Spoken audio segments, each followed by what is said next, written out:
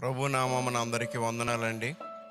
మనం చేస్తున్న భక్తి ఎలా చేయాలో మనం గ్రహించి దాన్ని జరిగిస్తే మన జీవితాలకి అది ఆశీర్వాదకరంగా ఉంటుందని ప్రభు పేరట మీ అందరికీ తెలియజేస్తున్నాను. మనమందరం చేసే భక్తి ఎలా ఉందంటే, మనకు కుదిరిన విధంగా భక్తి చేస్తూ ఉన్నాం, కానీ అది దేవుడికి ఆనందాన్ని కలిగించదు, మనకు ఆశీర్వాదాన్ని కలిగించదు. మనం భక్తి చేసినప్పుడు దేవుడు కోరుకున్నట్లు మనం చేస్తే అది మన జీవితాలకి ఆశీర్వాదకరంగా ఉంటుంది. దేవుడు ఏం కోరుకుంటున్నాడు, ఎలా చేయమంటున్నాడు భక్తి, దేవుడికి ఇష్టం వచ్చినట్లుగా, దేవుడు మెచ్చినట్లుగా మనం భక్తి చేయాలి. దేవుడు ఏం కోరుకుంటున్నాడంటే, మన అందరి నుంచి దేవుడు కోరుకునేది పరిశుద్ధతను కోరుకుంటున్నాడు. పరిశుద్ధత లేకుండా మనం ఏం చేసినా దేవుడికి అది మహిమ తీసుకురాదు, దేవుణ్ణి సంతోషపెట్టదు. అందుకని మనం చేసే భక్తి మొట్టమొదటిగా పరిశుద్ధంగా ఉండాలని మనం చూసుకోవాలి, పరిశుద్ధంగా దాన్ని జరిగించాలి. రెండవదిగా మనం చేసే భక్తి దేవునికి ప్రథమ స్థానాన్ని ఇచ్చేదిగా ఉండాలి. దేవుడు ప్రథమ స్థానాన్ని కోరుకుంటున్నాడు, అధమ స్థానాన్ని కాదు.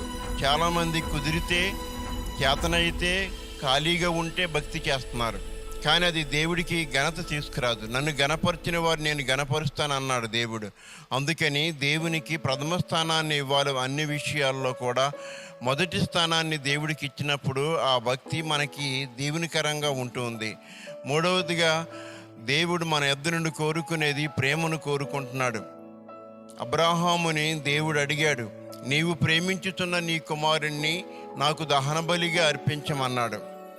మరి మన జీవితాల్లో మనం ప్రేమించేదాన్ని ఇస్తున్నామా? మనం దేన్నైతే ప్రేమిస్తున్నామో దాన్ని దేవుడికి ఇవ్వాలి. అది విలువైనదిగా ఉంటుంది, వెల కలిగినదిగా ఉంటుంది. వెలలేనిది దేవుడికి ఇస్తే దేవుడికి మహిమ కలగదు. అందుకని దేవుడి సన్నిధానంలో ప్రభు పేరట మనం అందరము గ్రహించవలసింది ఏంటంటే, దేవుని యొక్క సన్నిధానంలో మనం చెల్లించే దాన్ని విలువైనదిగా ఉండాలంటే మనం దేన్నైతే ప్రేమిస్తున్నామో దాన్ని ఇవ్వాలి. అందుకనే దేవుడు సెలవిచ్చింది ఏమనగా,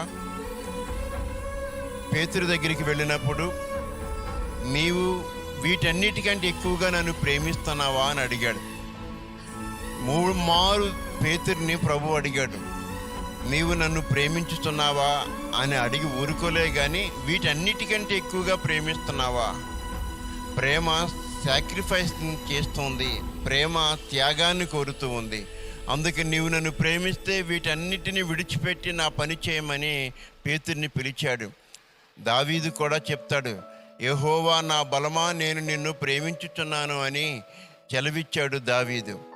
దేవుణ్ణి ప్రేమించిన వారు 1000 తరముల వరకు కరుణించబడతారని దేవుని లేఖనం చెప్తుంది. అందుకనే దేవుణ్ణి మనం ప్రేమించాలి, అన్నిటికంటే అందరికంటే ఎక్కువగా దేవుణ్ణి ప్రేమించాలి, దేవుడికి మొదటి స్థానాన్ని ఇవ్వాలి, దేవుడికి మన జీవితం అంటే ప్రథమ స్థానాన్ని ఇవ్వాలి, పరిశుద్ధంగా మన జీవితాన్ని ఉంచుకోవాలి. అప్పుడే మన యందు ప్రభు ఆనందించి మన భక్తిని మెచ్చి మనల్ని ఆశీర్వదించేవాడిగా ఉన్నాడని మీ అందరికీ తెలియచేస్తున్నాను.